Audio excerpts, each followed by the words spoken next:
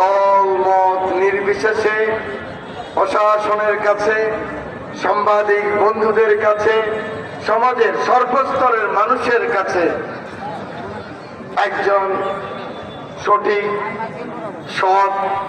রাজনীতিবিদ এবং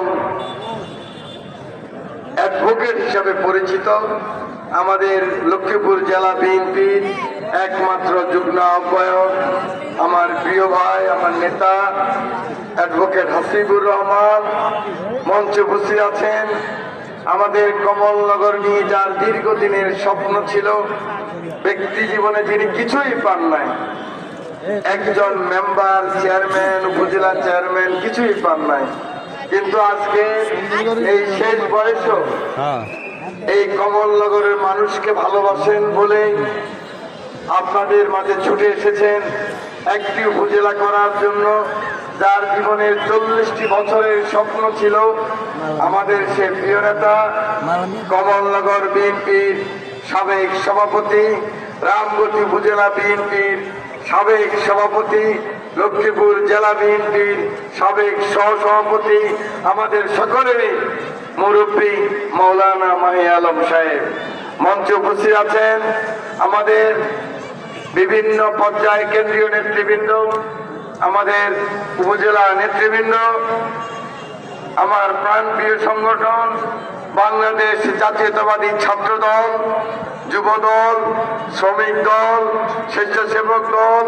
মহিলা দল, ওলেমা দল। মহিলা দলের কথা বললে সবাই খুশি।